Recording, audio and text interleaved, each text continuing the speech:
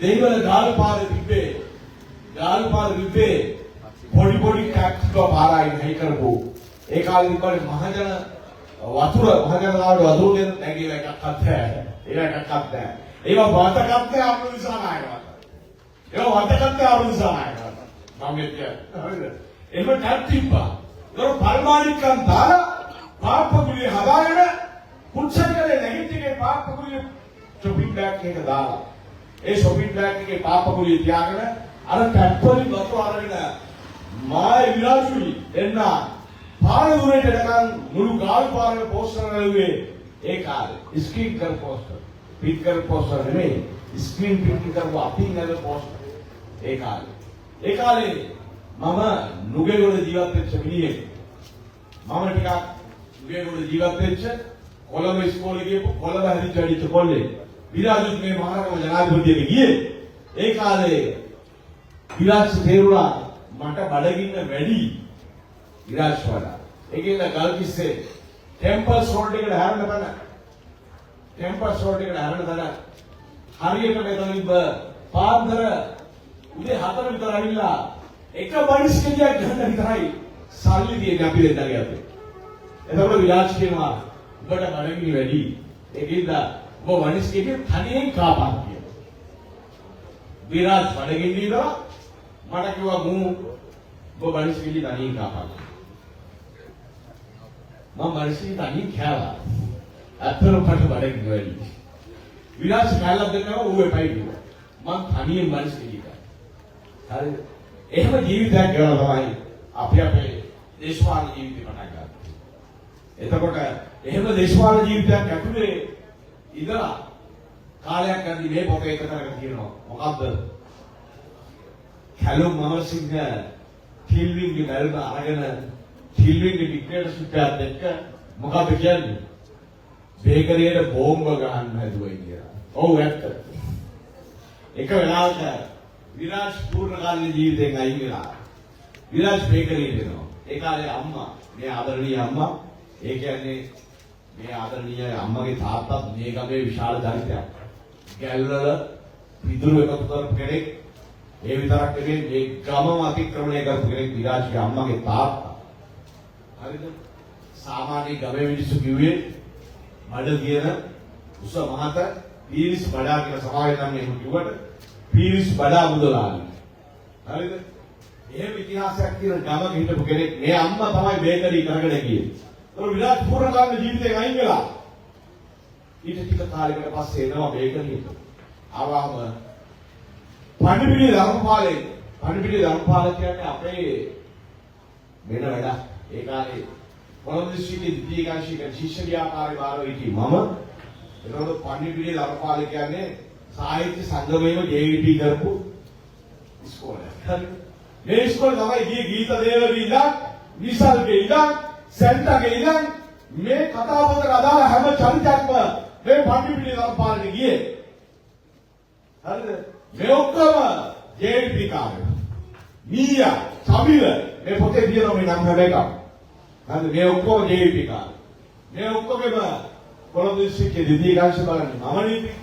ඒ කාලේ ඉස්සෙල්ලම මීයා JVP එකෙන් අයින් වෙනවා. ඒතකොට විරාජ් අයින් වෙලා විරාජ් අම්මගේ බේකරි කරන්න පටන් ගන්න ටික දවසක් පාන් වැඩේට සෙට් වෙලා හිටියේ. ඒතකොට මීයා ඇවිල්ලා කෙලින් වෙන්නේ බේකරියට. ඇවිල්ලා ඊට ටික දවසකට පස්සේ දයන් කියලා විශ්වවිද්‍යාල ප්‍රවේශය අත්හැරලා උපාධිය අත්හැරලා අද ගියාම මම මේ කියන කතාව අඳින ආරන්නේ. ඒ කාලේ ජනතා විමුක්තිය වෙනුවෙන් විප්ලවය වෙනුවෙන් ෆුල් ටයිම් වෙන්න කිව්වම උපාධිය අත්හැරින්න පිරිනේ කරා ගොඩක් මිනිස්සු. ඒ හතර හිතේ මිනිහ තමයි පළවෙනි පේන්ට් එක මේ මේකනේ අදින්නේ. කවුද? දයන් කියන ගයියා කියන මිනිස්සයා. ඒතකොට ගයියත් එහා පැත්තේ ලේන් එකේ ඉන්නේ වාසනා මාවතේ එහා පැත්තේ. මේ පඬිත්ටි එහා පැත්තේ. මේ කතාවේ කියන ගයියා ගැන.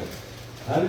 එතකොට ගයියා මීයා ෆුල් ටයිම් ජීවිතේ ගයියා බේකරියට එනවා. විලාස් එක්ක සෙට් වෙනවා. ඊට ටික දවසකට පස්සේ ගයියා ෆුල් ටයිම් ජීවිතේ ගයිනවා. අයියා බේකරියට සෙට් වෙනවා. මේ රසය මේ මොකද්ද මේ හෘදයාත්මකම ඒක මට තේරුම් ගන්න පුළුවන්කමක් තිබ්බේ නෑ. මම පිටි ආගමක් වගේ ඒක රිලිජන් වයිස් හරිද? ඒකින්ද මොකද උනේ? මම ආවිලා කිව්වා ඔබ දැන් දෙන්නේ කරගෙන වෙතන පොළොල් වෙන්න යනවා. ඔබ දෙන්නේ කරගෙන වෙතන ගංජා ගහනවා රවණෝ විද්දාල් කරනවා. කරුණාකරලා මේක නවත්තලා. නැත්නම් මේක නවත්තුවා නැත්නම් මම බෝම්බයක් ගහනවා බේකරේ පුඩු වෙනවා මම කියලා මම ජවිපියාර 88 අහපු නේද? ඉක්කේටර්ෂිප් එක තග නේද? ඒ තග දේශපාලන තග පාවිච්චි කළා. විරාජ තගනේ කරා ඒක වෙලී ඉලා තියෙනවා. දැන් ඒකයි මම කිව්වේ. ඊළඟ ඉස්සුවක් කියන්නේ සමානයි. හරිද? එතකොට මම කියන්නේ ගියේ මෙන්න මෙහෙම කතාවක් ඇතුලේ බේකරියක් එක්ක IBA සම්බන්ධයක් එක්ක මම ජීවිතේ අරගෙන ගියා. ඒ කාලේ මට හොඳට මතකයි. මම සරාලා, තිලාලා, ගීතලා, දිස්කලා ඔක්කොම හොරෙන් ගංජා ගන්නවා. හොරෙන් සිගරට් ගන්නවා. මම එනකොට සිගරට් එකක් අල්ලගත්තා. සිගරට් එක හරි. ඒ කාලේ.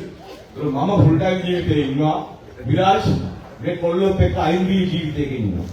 මම මගේ එක හින සිරා ඒක තමයි මරු මාර පොරක් මොම කියන්න හදනෝ නෙමෙයි. හරිද? මම හෙන ගොන් වෙන්න පුළුවන් මේ සමාජෙත් එක්ක ගන්න. මම හෙන සංස්කෘතික ගොන් මිලියෙක් වෙන්න පුළුවන්. ඒක හිතා ඒක ගැන කියන්න හදනෝ නෙමෙයි. හරි? නමුත් ඒක තමයි කතාව. ඒ ඇත්ත කතාව. මම කියන්නේ මෙච්චරයි. මේ ඔක්කොම කතා කියන්නේ නැති. මම මේ කතාවේ විෂද කරනවා. මේ කතාවේ කෙටි කතාව. මේ කෙටි කතා කියලා කියනවා විරාජ් විරුද්ධ වුණා. මේක කතා සංග්‍රහය කතා එකතු කියලා දාන්න කියලා විරාජ් කිව්වා. ඒ මොකද තමයි හේතුව?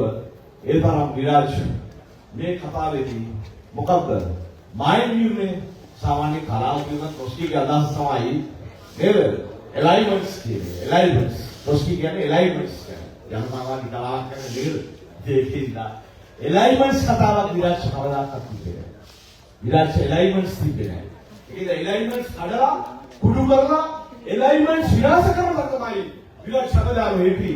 ඒකද ඒ ඔල්ටර්නේටිව් අදහසට ඒ විකල්ප අදහසට විරාජ් සමදාරු ලව් කරා ආදරය කරා. ඒකෙන් අමුතු ඒක නිකම් මහා පරිමාණ කලා ව්‍යාපෘතියක් මම කියන්නේ නෑ. ඒක තොල්සෝයි ගණක් නෙමෙයි. ඒක මේ මහා සමාජය අතික්‍රමණය කරපු මහා දවන්ත කලා ව්‍යාපෘතියක් මම කියන්නේ නෑ. නමුත් ඒකේ මහා අමුතු වැඩ ගොඩක් කරා විරාජ්. මම කියන්නේ මැජිෂන් කියලා. මැජික් කාර්යයක් විරාජ් කියන්නේ මම කියන්නේ. ඒකින්ද මම තව එකක් ගන්නවා.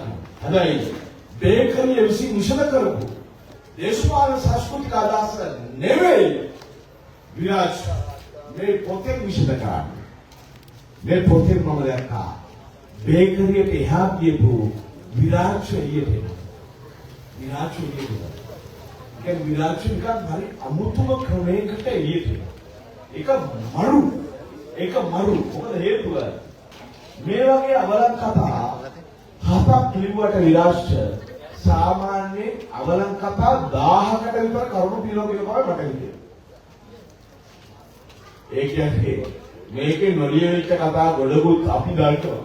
දැන් මේක කියන වෙලාවෙදී නමුත් අවලං කතා 1000ක විතර බඩු තියෙනවා කියලා අපි දන්නවා. හරිද? ඒකින්ද අවලං කතා ගොඩක් තියෙනවා මේක. ඒ අවලං කතා අතර විරාජ් කියන්නේ පොඩක් සාන්දෘෂ්ටික මිනිහෙකින් තමයි. හරිද? ඒ සාන්දෘෂ්ටික කතාවත් එක්ක සිනමා රූපී ස්වභාවයන් එක්ක විරාජ් මේක ඇතුලේ ඉමේජයිස් කියන්නේ රූපයක් අලුතෙන් ලස්සනට මවලා තියෙනවා. ඒකින්ද මම කියන්නේ මේ කතාව කියවන්න ඕන. හැබැයි විරාජ් රාජා අහපන් මනෝජ් අංකල් කියලා ලියපු ගමන් වැරදිද? පොත පුදුම මනෝජ් අපේ ආදර්ශීය යාළුවා අංකල් කියපු ගමන් මචං වැරදි කියලා අපේ කියන්නේ. හරිද? එහෙම කියන්නේ පාගම් මනෝජ් කොච්චර ආදරණීය විදිහද? උගේ ඉස්සර වචන දෙකයි තිබ්බේ. ආදරයයි මනුස්සකමයි කියන වචන දෙක විතරයි තිබ්බේ. හරිද? එවැනි ආදරණීය මිනිස්සෙක් මනෝජ් කියන්නේ. හරිද? ඒකින් එහෙම කියන්න එපා. ඊළඟට මේකේ විරාජ් මේ ස්ත්‍රී සම්බන්ධකම් ගොඩාක් ඈලු බේකරියට ඇවිල්ලා ගියා. ඉතින් මේ අවලං කතාවල ලියවෙන්න ඕනේ අවලං කතා ගොඩක් කියලා නෑ රාජාඹ මචං. නමුත් මම BB අලිස් කරනගේ කවියකින් මගේ කතාව සම්පූර්ණ කරනවා. මොකද්ද මේ කවිය? ලීලයි කමලයි චම්පයි රේණු හරිද ඊළඟට බාස්මති මොකද නයනි සඳලේකයි දියගෙන යාමට එන ලිඳ මේකයි මේ ලිඳ ළඟ නිතරම අවිවේකයි හරි ඒකේ නම කියන්නේ අවලං කතා ගොඩක් පසුවට අහලයි පශ්චාත් වැඩි දෙකින්ද අවලං මදි වගේ කියලා හිතන සමාවෙන්න රාජා එහෙනම් උඹට සුබ ගමනක් උඹගේ සිනමා පුතිය ඉල්ලක් වෙනකම් මම යාළුවෙක් හැටියට මේ කලුම් කලාරියා බලාගෙන ඉන්නවා